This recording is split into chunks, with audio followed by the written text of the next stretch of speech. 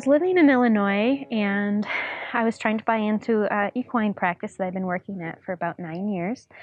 And that practice, it just wasn't going very well with the buy-in on both sides. So I decided to leave that practice, but I really wasn't sure what to do with that and whether I should stay in Illinois or move, have a new beginning and move somewhere else. And Illinois never really felt like home to me, not being from Illinois. So I decided to move out here, just trying to find a job. I was going to start my own equine practice. I had it all planned out. And so I found this job on AVMA and online and applied for it and came out here. I was doing some business stuff, so I came out here and talked to Larry, met Larry and Lori, and I really loved them, and I got the job.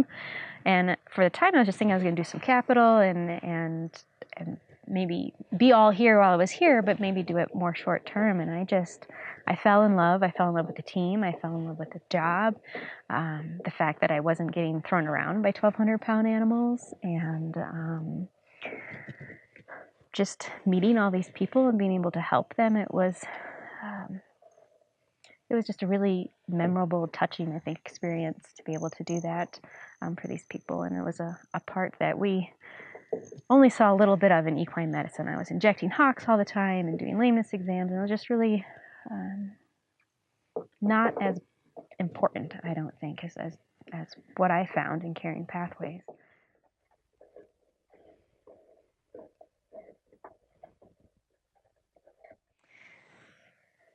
I always knew that when I first started, that how grateful people were for us coming out, and they always told us, this is so much better, this is so much less stressful. We're just so grateful that you came out. Thank you, thank you, thank you. You're an angel.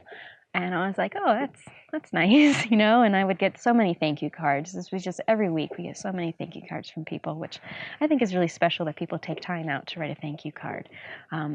But it really hit home. My own dog got hemangiosarcoma fairly recently, and I had to go through that whole shocking, which is different being on the other side with your own animal. Like, you can clinically think about it, but then there's that whole emotional thing that you see people being dragged through that, and then you really kind of understand what they're going through. Like, you do it on a clinical level, but when it hits home, it was a different experience for me.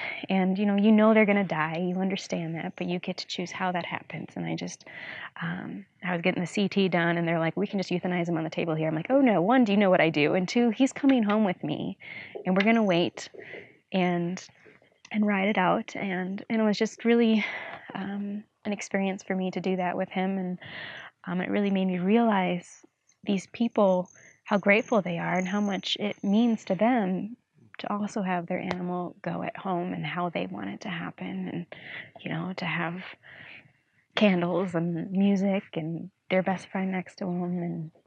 And it made me realize how I understood how grateful they were and how much value we gave to people to be able to do that and give that to them.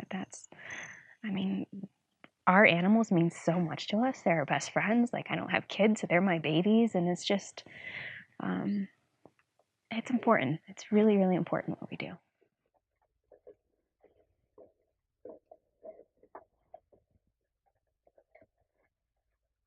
Absolutely. So in the equine world, I worked at least 70 hours a week, especially in springtime. I wouldn't be able to ride my horse at all.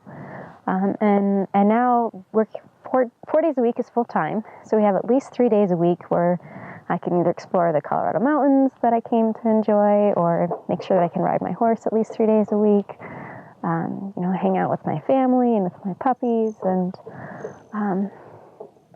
I really feel like I'm able to decompress. I don't have clients that I really have to call back and worry about so much. A little bit in the hospice situation, but a lot of it is you go in and you do, that appointment, and then you can let it go, and you don't have to bring it home with you as much. So a little bit different than clinical work, and it's I absolutely am able to do that.